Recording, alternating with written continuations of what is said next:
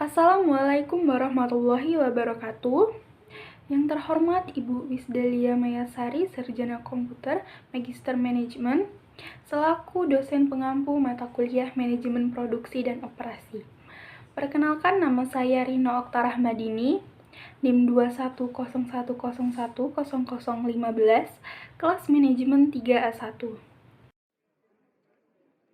Baiklah, di sini saya akan membahas materi yaitu season ketiga dengan judul Desain Produk dan Jasa. Baiklah, saya akan memulai pembahasan yang pertama, yaitu mengenai tahap pengembangan produk. Jadi di tahap pengembangan produk ini ada 9 tahap. Yang pertama itu ada ide pengembangan, seperti riset pasar lewat R dan D. Yang kedua, kemampuan perusahaan merealisasikan ide. Yang ketiga, permintaan konsumen dipenuhi. Yang keempat, spesifikasi produk, seperti bagaimana produk bisa berfungsi, apa lewat engineering produk. Yang kelima itu spesifikasi produk, bagaimana produk bisa dibuat, seperti spesifikasi ukuran dimensi. Yang keenam itu ada review design, apakah spesifikasi produk sudah yang terbaik dalam memenuhi kebutuhan konsumen. Yang ketujuh ada tes pasar, apakah produk memenuhi harapan konsumen. Dan untuk memastikan prospek launching ke pasar lewat penjualan dalam jumlah besar. Yang kedelapan yaitu perkenalan di pasar dengan memproduksi secara massal. Yang kesembilan ada evaluasi, yaitu untuk mengukur sukseskah atau gagalkah produk di pasar. Pembahasan selanjutnya yaitu mengenai desain produk jasa. Ada beberapa teknik yang dapat diaplikasikan pada produk jasa untuk mengefisiensikan biaya dan meningkatkan produk, diantaranya 1. Penyelarasan selera atau customization yang ditunda sedapat mungkin. Yang kedua itu adalah modularize dengan menyediakan paket-paket. Yang ketiga ada automatisasi atau mengurangi interaksi konsumen dengan menggunakan mesin untuk mengganti tenaga manusia. Yang keempat itu ada moment trust, saat penting antara penyedia jasa dan konsumen yang berkesan, meningkatkan atau menurunkan harapannya konsumen. Selanjutnya yaitu mengenai product life cycle atau PLC. Jadi suatu produk berupa barang atau jasa pada umumnya mengalami tahap kehidupan produk atau product life cycle atau biasa disingkat PLC melalui 4 fase, yakni yang pertama yaitu fase introduction atau perkenalan. Ini adalah fase di mana produk baru dikenalkan dengan pasar. Kondisi ini memerlukan penelitian atau research and development, pengembangan produk, modifikasi dan perbaikan proses, dan pengembangan pemasok. Fase kedua yaitu adalah fase pertumbuhan atau growth. Jadi desain produk telah mulai stabil dan diperlukan peramalan kebutuhan kapasitas yang efektif dan perlu peningkatan kapasitas agar dapat memenuhi permintaan.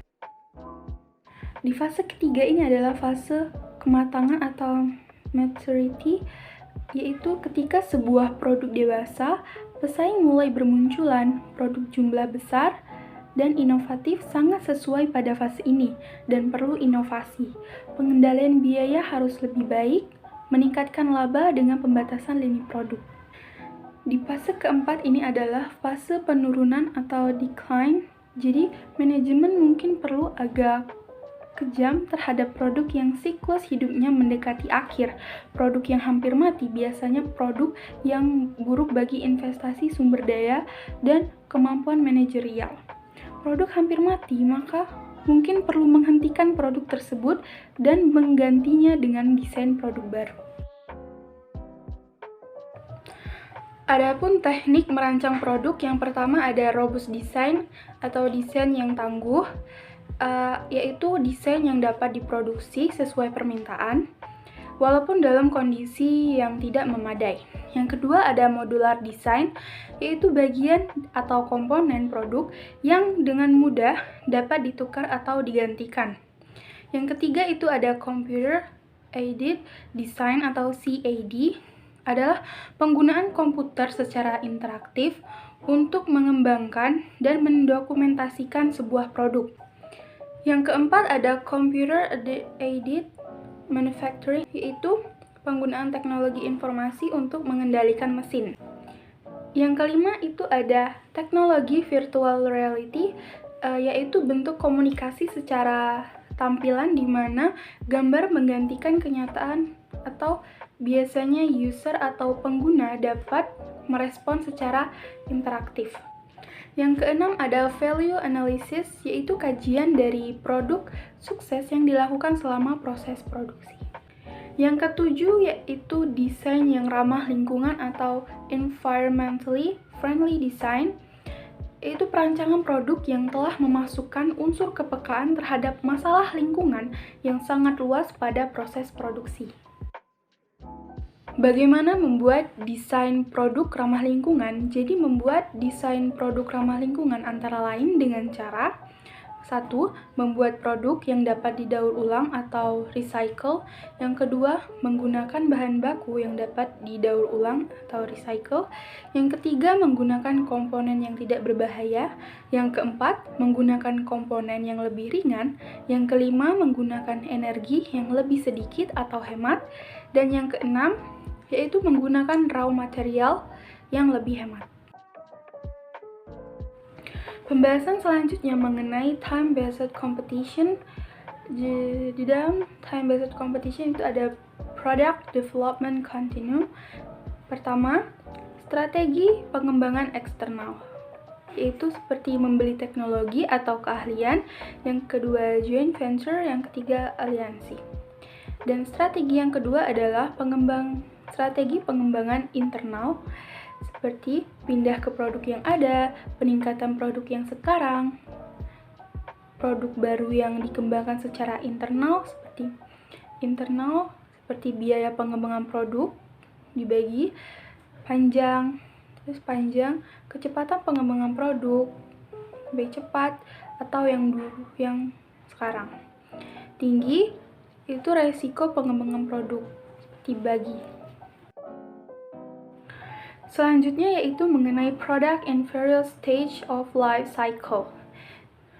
Jadi, berbagai tahap daur ulang produk itu dapat digambarkan seperti gambar yang saya tampilkan pada saat ini dengan keterangan 1. Introduction, 2. Growth, 3. Maturity, dan 4. Decline. Materi selanjutnya yaitu dokumentasi produksi. Jadi dokumentasi produksi yang lazim dilakukan antara lain adalah yang pertama, gambar perakitan atau assembly drawing, yaitu pandangan produk yang dilepas masing-masing komponennya lewat gambar 3 dimensi atau isometris.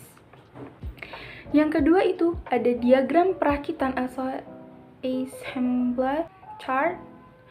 Jadi itu adalah grafik sebagai jalan untuk menerangkan bagaimana komponen mengalir menjadi sub perakitan dan akhirnya menjadi produk jadi.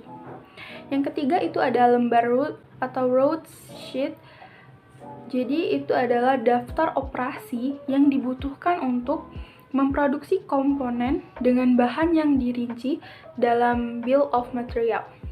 Yang keempat ada perintah kerja atau work order, yaitu instruksi untuk membuat sejumlah kuantitas produk tertentu yang biasanya untuk jadwal tertentu.